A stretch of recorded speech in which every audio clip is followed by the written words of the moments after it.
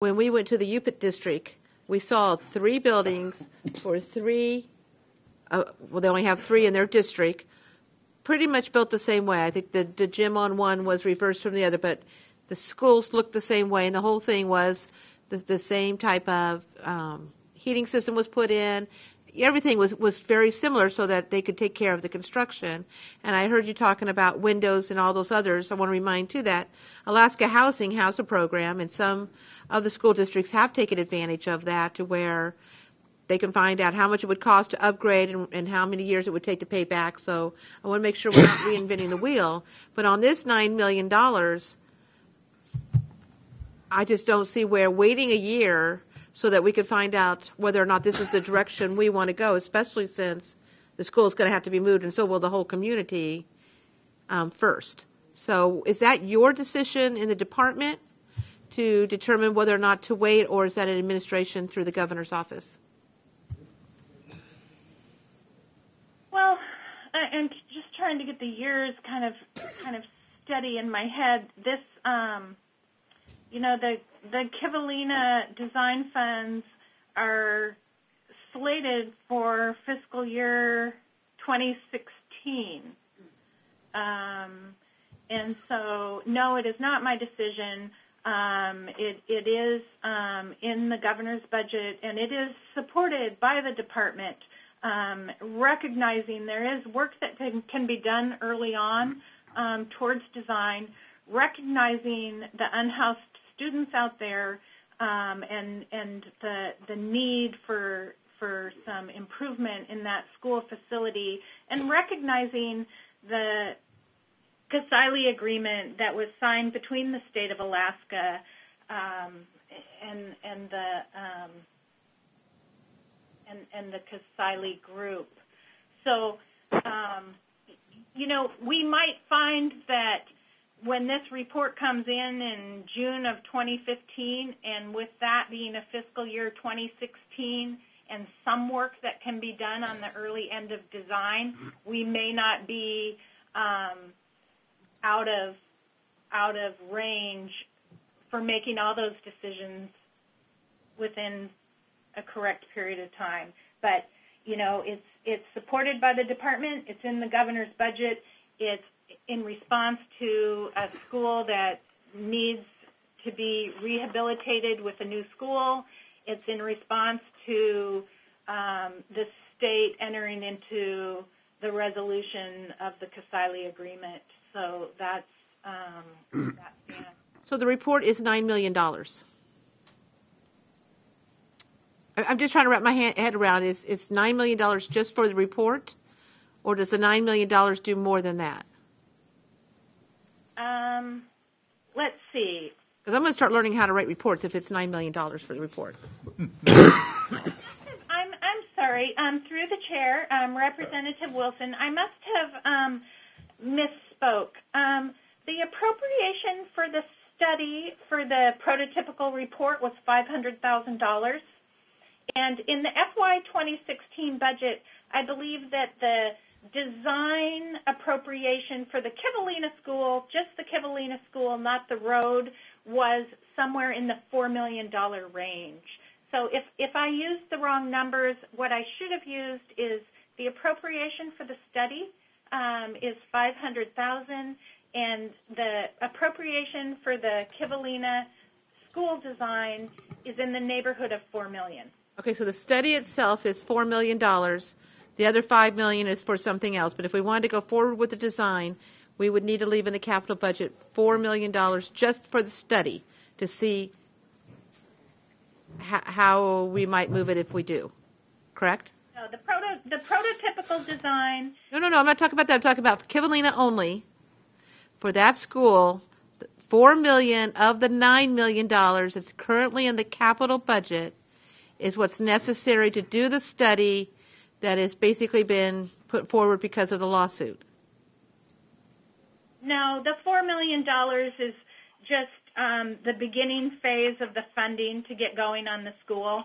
It would cover site investigation. It would cover design. It would cover the usual things.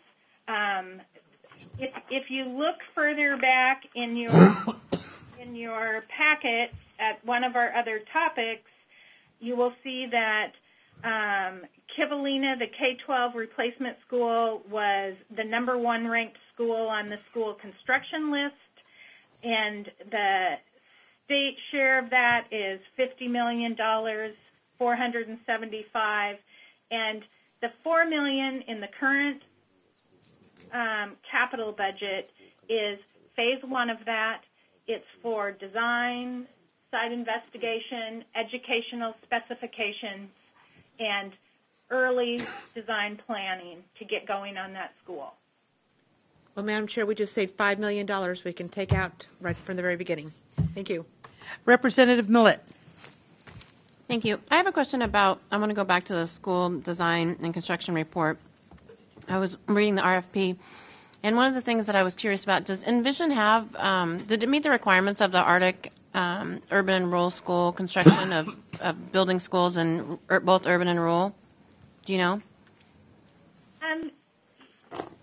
Yes, our procurement officer did a lot of the initial work on that, and I don't have specific data in front of me, but I know that Bill Tatum, who is one of the principals with Envision, has worked on many of the more recent schools. Well, he's been working in Alaska for many, many years, but I spoke to him of his more recent projects in western Alaska, several in the lower Kuskokwim School District. I don't right off the top of my head know, what projects further north he has been involved in. One of the team members on the project team is Kathy Christie. She has worked as a project manager. She's not an architect or an engineer, but she's worked as a project manager for many of the districts over the years, including the Northwest Arctic School District, and has worked on facilities projects. I don't know if that answered your question. Sorry.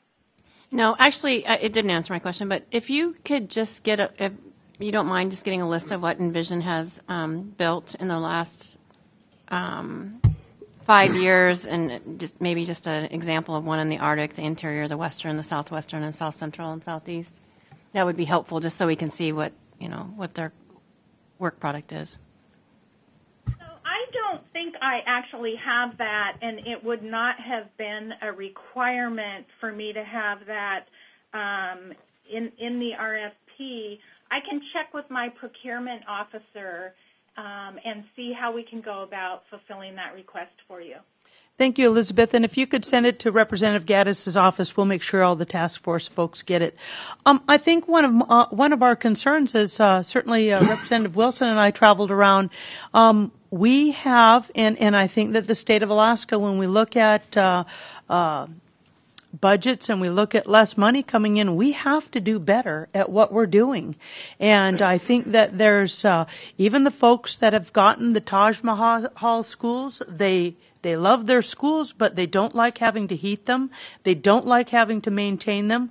And even those folks. So, it sounds as if we're going to continue doing the same thing, and we're in a different budgetary process. So, I think that I know that the legislators are going to drill down on this and make sure that we build quality buildings. Those quality buildings certainly can be determined by private contractors that have been building in Alaska for a long time, and we have to include those in with, and this is probably not going to make architects real happy, but we have to include them in with the architects that come from the lower 48 or come from Anchorage that are making big dollars in Alaska but don't necessarily have to heat or maintain those buildings. So I'm hoping that we can get the information that the folks that you've gotten a hold of, Elizabeth, that they have built, and that they've built more than just schools in the Arctic or just schools in Alaska, because I think it's important that they have built other buildings and understand that. It's a whole different criteria. Anyway, thank you. And with that, Mr. Neese. Yeah, we spent a lot of time talking about Kivalina, and some of the people didn't get the opportunity to fly up there. Their general store burnt down this year. And just give you an idea, Kivalina is kind of like the Homer Spit. with no road out of it.